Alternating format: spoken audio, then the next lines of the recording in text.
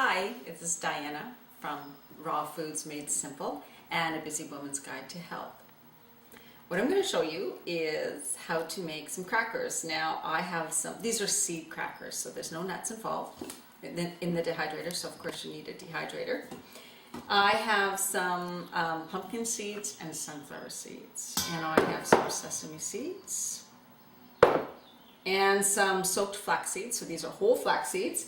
And then I also have some chia seeds and then some ground flax. So people always ask me when I'm making crackers for my recipes, or how do you know how much of whatever to use? I never measure, and actually lots of times I use vegetables, but this time these are just going to be strictly plain seed crackers with a little bit of spices to them. You don't really have to measure, because what you're working with is making sure that at least the ingredients bind together. So the ground flax, the chia seeds, and the whole flax will actually be like your glue. Those things are going to stick things together. So even just the whole flax seeds that are soaked, whoopsie, you can see the consistency there. So you want them sticky like this. They're a thick gel. And if it's too thick, you can add a bit of water to your batter. That is really all you need. When you're soaking your seeds, after you soak them, drain them really well in a strainer, and then sometimes let them sit or lay them on something flat, on a towel or a paper towel, to absorb the excess water.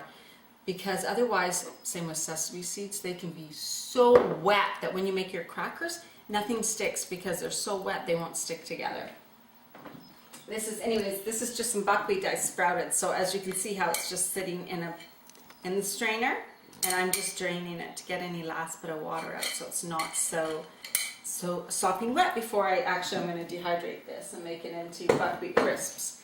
But anyways, okay, so how you throw together some crackers. Now I haven't measured, so I could guess that's about a cup of whole flax that have been soaked. Like I said, start with a bit of water. If it's not enough, just add more water. You want it a thick kind of gel type consistency like that. Okay. And then I have my sunflower seeds and pumpkin seeds. So this is probably about a cup too. Actually, it's probably about a cup of combined sunflower pumpkin seeds. And then I have my sesame seeds. So this is maybe half a cup to 3/4 cup. Doesn't really matter. You don't even have to use sesame seeds. You don't have to follow these exact ingredients. And then chia seeds come out. Now this is maybe a 1/4 cup. If I had more, I would use more. That's just what I have soaked in my fridge, because I have chia soaking in my fridge all the time. I use it every day.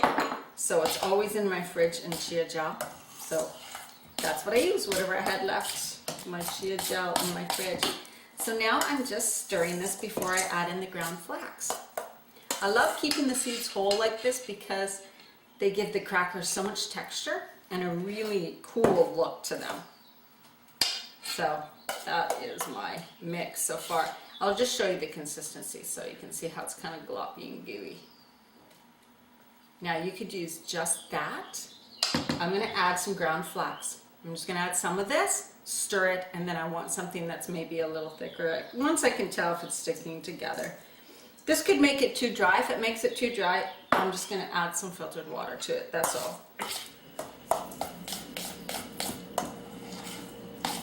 So, seriously, you don't really have to worry. You can add fresh herbs to this too, and just add some parsley or cilantro or basil or whatever, or oregano, rosemary, anything. Even the dry spices to something like this. Just a very simple plain cracker. That's what I'm doing. So what I'm going to add in the cracker mix itself is this is Herbamar seasoning, and it's just, you can get different flavors. It's all natural, and it just has various spices in it along with some sea salt. So I'm going to add that for some flavor right into the cracker batter here.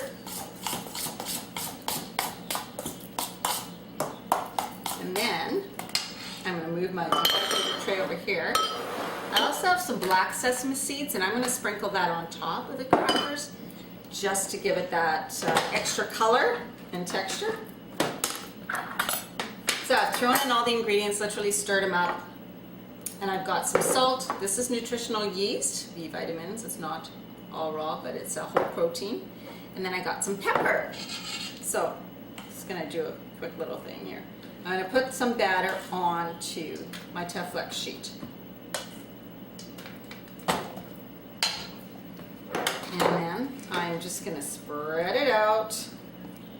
So if it starts to separate and leave holes, you just gotta watch for that, right? You don't wanna have any holes in it. So I'm not gonna do this whole thing perfect for you. I'm just gonna show you what I'm gonna do with it is, so once I get it all laid out nice and thin, so this is not gonna shrink much because there's no vegetables in it. If it had vegetables, it would shrink the crackers. I know this is not gonna shrink because it's seeds. So you wanna make it about as thick as you want the crackers. So then what I'm gonna do is I'm gonna sprinkle on top some salt, just to get the flavor in it. I like when the top of the crackers are salted, pepper, and then nutritional yeast for kind of a cheesy flavor on top. So I'm just gonna sprinkle that right on top of the crackers. So you can put whatever spices you want. And then we've got, I should have put these on before the spices, but anyways, I'm gonna sprinkle some black sesame seeds on, and then like I said, they're just gonna add some texture and color. I may not do them to all the trays. You get the idea. So, like I said, I'm gonna work on this and get it looking perfect, but this is how simple it is to make some crackers. Really easy with simple ingredients. So these are some multi-seed crackers.